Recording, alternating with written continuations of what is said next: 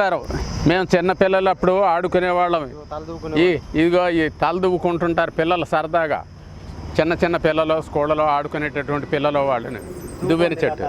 దీన్ని అతిబల లేక మహాబల అని అనొచ్చు. అయితే దీని గురించి మీకు కొంచెం విశేషంగా చెప్పాలి. పూర్వకాలంలో అనట ఋషీశ్వరులు ఈ మొక్కలు చెట్లు ఆకుల రహస్యాలను తెలుసుకున్నప్పుడు ముందుగా తెలియజెప్పింది ఎవరికంటే దేశాన్ని పరిపాలించే రాజులకే చెప్పేవారట. ఆ రాజులకి రాణివాసాల్లో ఉండేటటువంటి అతి ముఖ్యమైన వ్యక్తులకి వారికే తెలియపరిచేవారు. దీన్ని విశేషాన్ని తెలియజేస్తూ వజ్రకాయాన్ని చేస్తుంది శరీరం అని చెప్పి వజ్రకాయం అయిపోతుందని చెప్పాడట. ఎవరో చరక మహర్షి. సరే వజ్రకాయం అవటం అంటే ఏంటి అని చెప్పి అడిగారు.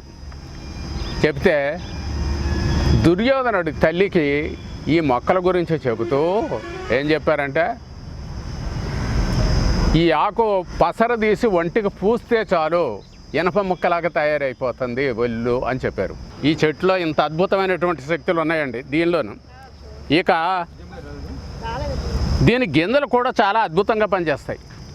గింజలు కూడా మంచి సువాసన వస్తూ ఉంటాయి. కొన్ని కస్తూరి బెండ అని అంటారు, అవి కూడా చాలా బాగా ఎలా పనిచేస్తాయంటే ఇవి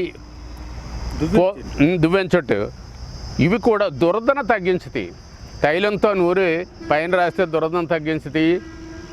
ఈ గింజలు హాయిగా తినొచ్చు. అలా తింటుంటే పోలియోపియన్ ట్యూబ్లో శిష్యులు పోయి శుభ్రంగా పిల్లలు పడతారు. చాలా బాగా ఉందండి. ఒక్కో చెట్టు గురించి మనకు తెలిసింది చాలా తక్కువ, తెలుసుకోవాల్సింది చాలా ఎక్కువ ఉంది ఇంకా.